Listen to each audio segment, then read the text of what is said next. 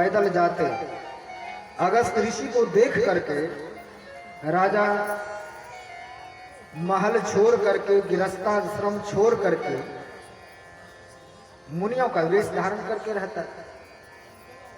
तो कहते वेश बदल लेना अलग बात है, लेकिन वेश के अनुकूल चलना अलग बात है। वेश बदलने में क्या है, 2 रुपया का रंग लाओ, कपड़ा रंगा के बैठ जाए, लेकिन उसके अनुकूल आचरण करना मुश्किल है। तो राजा देखा कि महात्मा आ रहे, क्या उठ के प्रणाम करना पड़ेगा, और आंख बंद करके ऐसे बैठे। देख लिया अगस्त ऋषि ने कि राजा मूर्ख मुझको देख करके आंख बंद करके बैठ गया, बगल से गुजरा फिर भी हिला नहीं। जब उधर गया तो राजा इधर उधर देख करके फिर देखा कि चला गया, लेकिन महात्मा उसके पीछे ही खड़ा। का मूर्ख राजा, तुम मुझको देख करके अजगर की तरह हाथी की तरफ बैठा रह गया, जाओ तुम हाथी के ही शरीर में चले जाओ। तब करने आए थे पाखंडी, जाओ हाथी बन जाओ। अब तो राजा पूरे परेशान का राज छोड़ करके आए भजन करने, अब भजन छूट गया, अब हाथी के शरीर में जा रहे। तो अगस्त ऋषि का चरण पकड़ लिया, कहा गुरुदेव आपका अपमान हमसे सही में हो गया, मैं उठ न किन्न प्रणाम, आपको प्रणाम नहीं कर पाए, ये मेरी बहुत बड़ी गलती हुई। चरण में गिर गए, पकड़ लिए चरण, का प्रभु क्षमा कर दीजिए। का क्षमा मैं क्या करूंगा, ऐसे चरण पकड़ते रहना आज दिन के बाद। इसी तरह से तुम हाथी के शरीर में रहोगे, परमात्मा कभी न कभी जरूर कृपा करेगा। और परमात्मा का स्मरण करना जब कोई संकट आ जाए तो। का गुरुदेव ये चलिए, हाथी तो राजा था, तो ग्राह कौन था जो उसका तुरंत उद्धार कर दिया भगवान ने?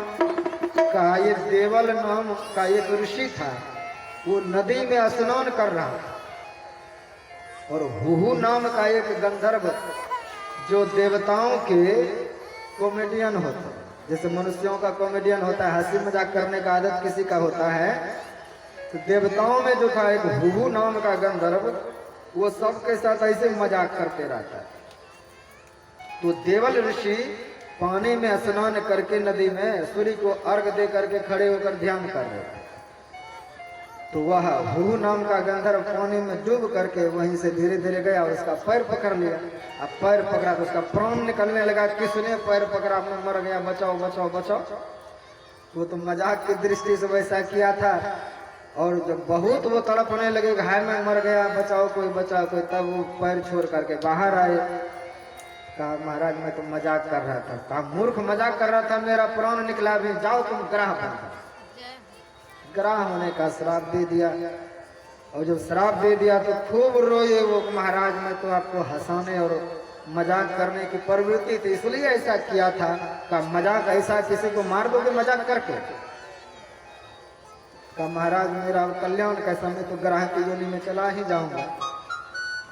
का पैर पकड़ने की आदत है तुम्हारा, मेरा पैर पकड़ा तो श्राप दिया।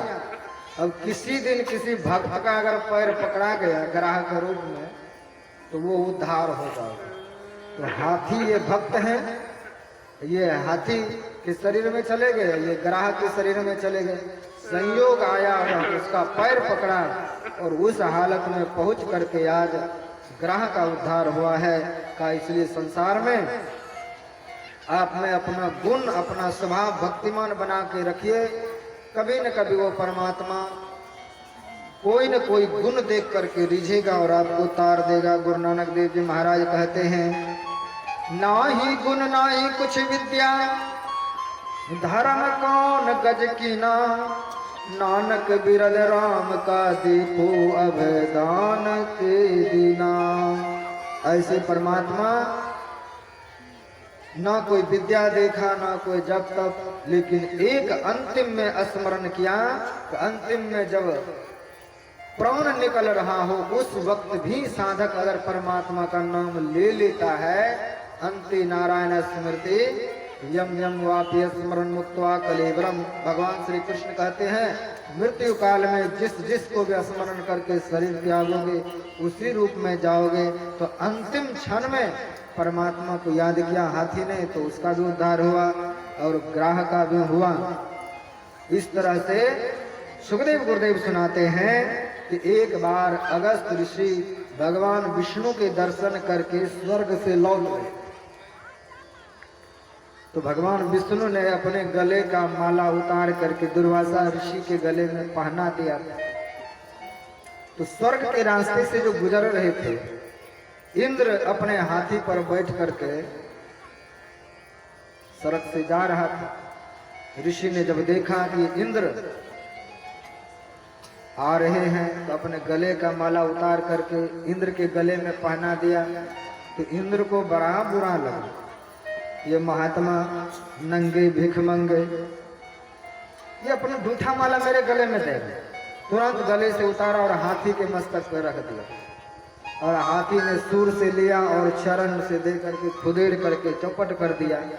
दुर्वासा ऋषि को इतना क्रोध आया, ये मेरे परमात्मा विष्णु भगवान के परम माला थे, मूर्ख को मैंने प्रसाद दिया, प्रसाद रूप में कि सब दिन ये बरकरार बने रहे, लेकिन आज इस मूर्ख ने भगवान की माला प्रसादी का अपमान किया, इसलिए जाओ मूर्ख, तुम्हारा अब सब कुछ नाश हो जाए।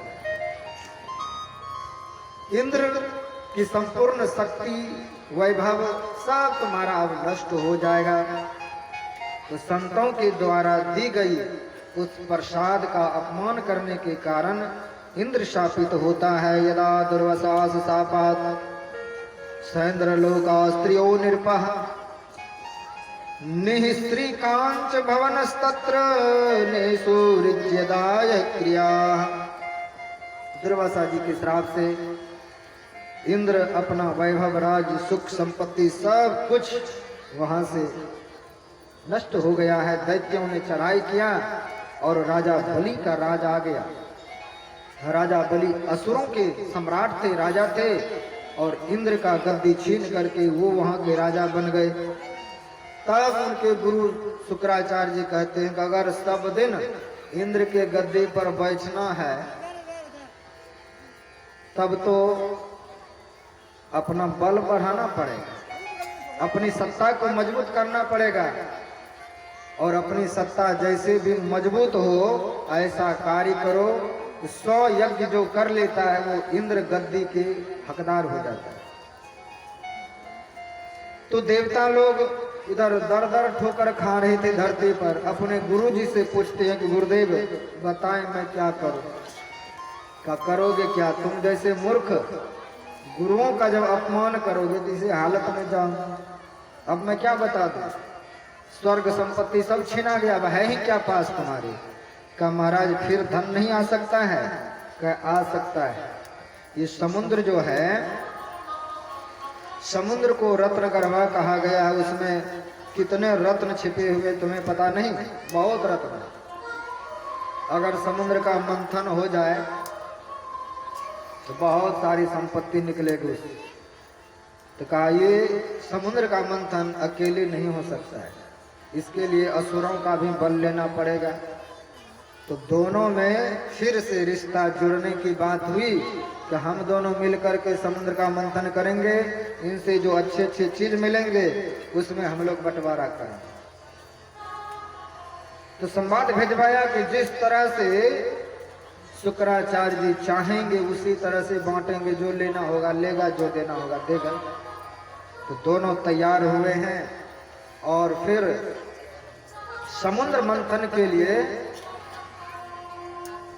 सब देवी देवता संकल्पित हुए हैं और असुर लोग भी संकल्पित हुए हैं। वास की नाग को निमंत्रण दिया गया, तुम्हें भी अमृत दिया जाए।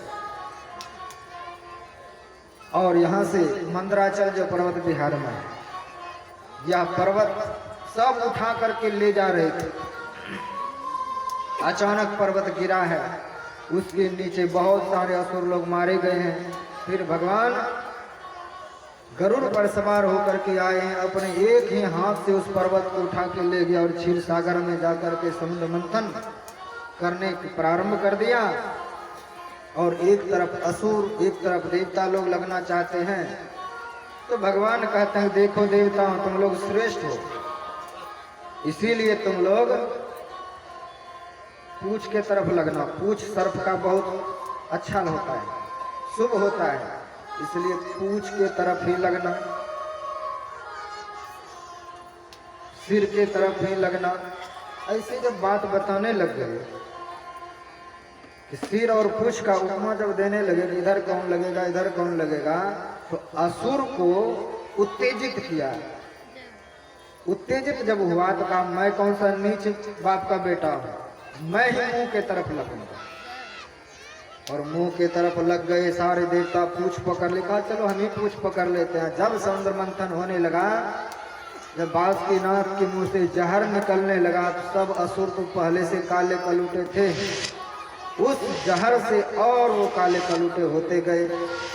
अब उसको पता चला कि उत्तेजित करके दूसरे को कहाँ कैसे लगाया जा सकता है।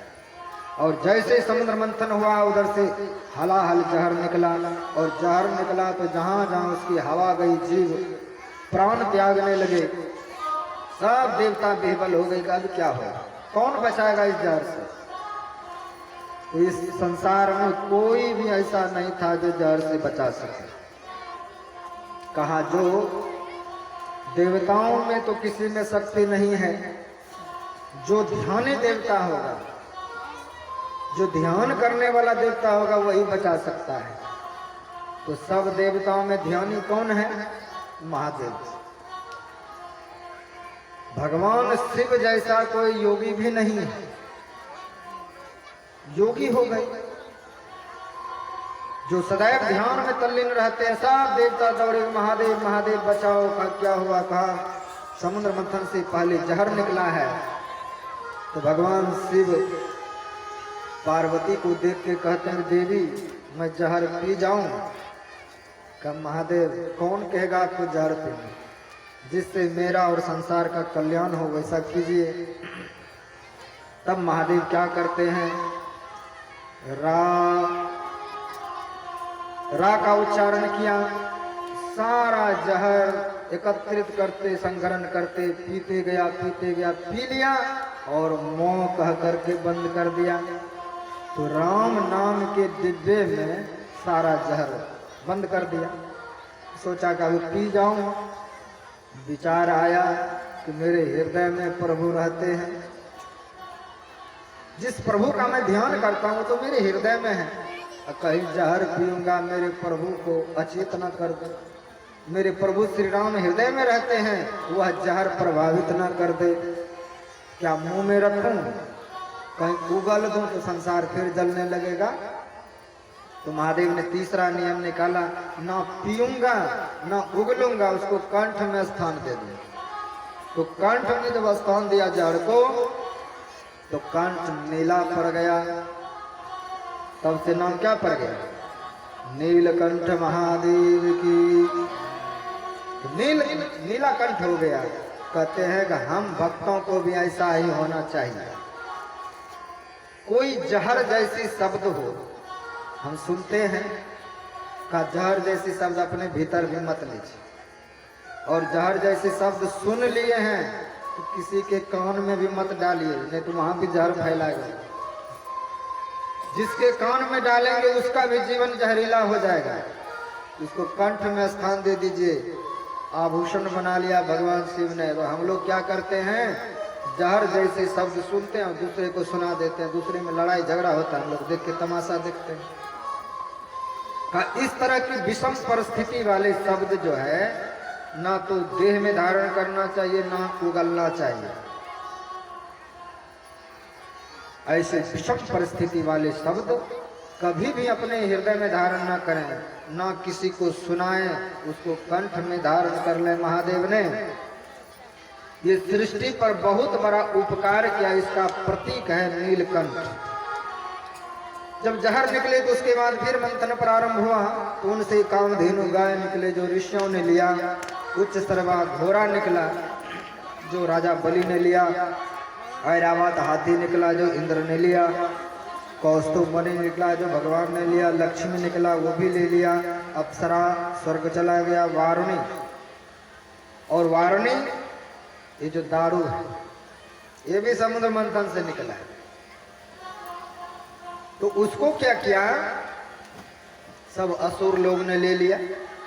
आसुरी प्रवृत्ति के लोग दारू गांजा भांग स्वीकार कर लेते हैं, और जब उसको लेकर के पिया तो मद के साथ और समुद्र मंथन हुआ, तब जाकर के धन्वंतरी जी महाराज अपने समुद्र से भीतर से अमृत कलश लेकर के निकला। और जैसे अमृत कलश निकला, पहले हम पिएंगे, पहले हम पिएंगे, दोनों में बहुत छीना झपटी हुआ। भागा छीना झपटी करते हुए, तो भागा तो हरिद्वार की तरफ भागा, तो रास्ते में त्रिवेणी संगम आता है। तो वहां पर जो छीना झपटी हुआ, तो एक बूंद वहां पर टपका। जिस राशि में टपका अमृत का कुंभ, उस राशि में वहां कुंभ होता है। वहां से भागते भागते हरिद्वार गया, आकाश मार्ग से वहां गंगा जी में टपका, तो अभी वहां कुंभ चल रहा है। उसी अमृत की स्मृति में का आज के दिन अमृत टपका था। वहां से भागते भागते उज्जैन गया, क्षिप्रा नदी में एक बूंद टपक गया। तो उज्जैन में महाकुंभ का मेला लगता है। फिर वहां से भागा तो नासिक गया, नासिक में भी कुंभ लगता है। तो 4 जगह वह अमृत छीना झपटी हुआ देवताओं और असुरों में। तो 4 जगह भारत के सनातन धर्म के, विश्व के सबसे प्रसिद्ध मेला लगता है। आपका जितना बड़ा अररिया जिला है, इतना बड़ा मेला लगता है। और देश विदेश से करोड़ों लोग आते हैं। कोरोना के कारण इस बार गड़बड़ है, लेकिन मेला लगता है, भरपूर मेला। पूरे दुनिया भर के वहां पर धार्मिक लोग आते हैं और अपना कथा सत्संग इत्यादि करते हैं। तो ये प्रोग्राम वहां पर हुआ। फिर जिस दिन अमृत गिरा था, उसी राशि में वहां पर मेला लगता है। तो भाग रहे थे, तो अंत में भगवान मोहिनी का रूप धारण करके गए, असुर और देवता दोनों के मध्यस्थ में जाकर के अमृत का पान कराने लगे। अमृत का जब पान कराने लगे, तो भगवान मोहिनी के रूप में गया था, इसलिए असुरों को अपना स्वरूप रस चखाते हुए उसको मदिरा पिलाते रहे और देवताओं को अमृत का पान करा रहे थे। तब तक एक असुर को पता चला कि यह छल हो रहा है। छल को देख करके वह असुर तुरंत देवताओं का रूप बनाया और सूर्य चंद्रमा के बीच में घुस करके अमृत पान करने लगे। और सूर्य और चंद्र ने देख लिया कि ये असुर हैं और तुरंत आवाज लगाते हैं, प्रभु ये असुर हैं, देवताओं का रूप धारण करके अमृत पी रहे हैं। भगवान तुरंत मोहिनी रूप छोड़ करके विष्णु रूप में प्रकट हुए और सुदर्शन चक्र से उसका गला काट दिया। वही राहु केतु हुआ, वही शनि, वही राहु केतु सूर्य और चंद्र को ग्रसता है, जो ये ग्रहण कहलाता है। ऐसे प्रस्तुति हुआ वहां पर। आगे बताते हैं कि इस तरह से आगामी 7 मनवंतरों में कौन कौन इंद्र बनेगा और कौन कौन बने, सब इंद्रों की चर्चा आई कि आगे चल करके कौन कौन से इंद्र बनेंगे। महाभीषण युद्ध हुआ, देवता लोग अमृत पान कर चुके थे, फिर भी वो हारे और पुनः राजा बलि का आधिपत्य हुआ स्वर्ग के राज पर। और स्वर्ग के राज पर आधिपत्य जब हुआ, उनके गुरुदेव ने बताया कि अब आपको यज्ञ करना पड़ेगा अपनी सत्ता मजबूत करने के लिए। इसलिए यज्ञ के लिए 100 यज्ञ, 100 अश्वमेध यज्ञ करने वाले शतक्रतु इंद्र बन जाता है। इंद्र गद्दी पाने के लायक वो हो जाता है। जब यज्ञ करने लगे तो देवताओं की माता अदिति बहुत परेशान हुई, अब मेरा बेटा कभी भी इंद्र गद्दी पर नहीं बैठ पाएंगे। तब उसने पयोव्रत धारण किया और पयोव्रत धारण करके भगवान 52 अवतार की लीला को प्रकट करने वाली माँ बनी। समय पर जाकर के 52 भगवान प्रकट हुए और सबने अपने अपने तरफ से उनको गिफ्ट देता है। कोई उसके लिए खराव देता है, कोई छत्र देता है और कोई उसके लिए जनेऊ ला करके देता है। माता भगवती ने भिक्षा पत्र दिया, सब ने सब कुछ दिया उसको। गुरुदेव ने उसको दीक्षा दिया, बृहस्पति जी ने, और दीक्षा दिया ब्रह्मचारी के रूप में। बहुत सुंदर 52 अंगुल के मात्र भगवान है और 52 अंगुल के भगवान छत्र लेते हुए, भिक्षा पात्र लेते हुए धीरे धीरे गुरुदेव के चरणों में बैठे और कहते हैं, हे गुरुदेव बताएं अब क्या सेवा करूं, आपकी क्या आज्ञा है। तो कहा जाओ तीनों लोग भिक्षा में ला करके दो, गुरु की आज्ञा है। तो गुरु की आज्ञा को कितना भगवान मानते हैं। तीनों लोग मांग रहे हैं भिक्षा में, कहा भिक्षा में ला करके दीजिए। तो राजा बलि तीनों लोग के मालिक थे उस वक्त, इसलिए बावन भगवान धीरे धीरे राजा बलि के यज्ञ में जब प्रवेश किया तो गेट पर रोका गया। ब्रह्मचारी जी आपको क्या चाहिए, जो चाहिए लेकर के यहीं से लौटिए, महाराज हवन कार्य में जुटे हुए हैं। कहा हमको कुछ चाहिए नहीं, हमको तो सिर्फ राजा बलि से मिलना है। और राजा बलि से जब मिले तो कहते हैं महाराज आपको क्या चाहिए। यद यद वटो वांछसी तत् प्रतीक्ष में, हे ब्रह्मचारी आपको जो जो चाहिए वो सब कुछ मैं आपको दूंगा, मांगिए आप क्या चाहिए। गाँव आपको गाँव चाहिए, गाय दे दूंगा, गाँव दे दूंगा, कंचनम सोना दे दूंगा, गुणवदम धाम मृष्टम कोई मिष्टान चाहिए, तथान्न पेय उत्तम पेय पदार्थ चाहिए, विप्र कन्याम च अगर आप विवाह करना चाहते हैं तो आपके अनुरूप कोई ब्राह्मण की कन्या को देख करके आपके साथ विवाह कर देंगे। ग्रामान समृद्धान तुरंगानाम गजानाम वा रथास्तथार्थहर्तम संप्रपिच्छ, रथ हाथी घोड़े पाल की जो चाहिए वो लीजिए। तब जाकर के बामन भगवान कहते हैं वाह राजा बलि आप क्यों नहीं इतने उदार होंगे, क्योंकि आपके दादाजी प्रहलाद जी हैं, आपके पिताजी विरोचन जी हैं, और विरोचन जी इतने बड़े दानी थे कि देवता लोग आए सिर मांगने तो काट करके सिर तमन दे दिया, और आप तो उनके बेटे हैं तो क्यों नहीं ऐसा कहेंगे। का महाराज बोलिए ना आपको क्या चाहिए। तस्मात् त्वंतो मही निषद वृणे हम भरत व्रसत पदानि त्रीणि दैत्येन्द्र समितानि पदाम मम। का हे दैत्येन्द्र मुझको सिर्फ 3 पग भूमि चाहिए। तो अपना सिर पीटा, तो महाराज मांगने भी आए तो क्या मांगे आप, 3 पग भूमि। एक बार मांग लेते तो 7 जन्म तक बैठ के खाते, मेरे पास इतना संपत्ति है। हमको लज्जित आप कर दिए 3 पग भूमि मान कर। का वो भी राजन मैं संतोषी ब्राह्मण हूं, असंतुष्टा द्विजा नष्टा। का ब्राह्मण असंतोषी होगा तो वो नष्ट हो जाएगा, ब्राह्मणत्व तो उसका नष्ट हो जाएगा, इसलिए ब्राह्मण को संतोषी होना चाहिए। हमको 3 पग भूमि चाहिए। का कहाँ से नापना बताइए। कहना ना मैं अपने पग से नापूं। का इतने इतने पैर हैं, कितना चाहिए। का बस उतना ही चाहिए जितना मैं बैठ करके मैं भजन कर सकता हूँ, ज्यादा भूमि क्या करूँगा। तब तक मैं उसके गुरुजी ने देख लिया करे ये बावन ज्ञान दृष्टि इतनी पकी हुई थी शुक्राचार्य की, समझ गए कि ये कोई साधारण नहीं है। तो दौड़ करके आए, अपने चेला को समझाने लगा तुम क्या इसके साथ कह रहे हो, ये कोई बावन नहीं है, अरे ये तो साक्षात विष्णु भगवान है। तो महाराज कोई भी अगर विष्णु भगवान ही है तो अच्छी बात है, लेकिन मैं वचन दे दिया हूं दूंगा, मांगो।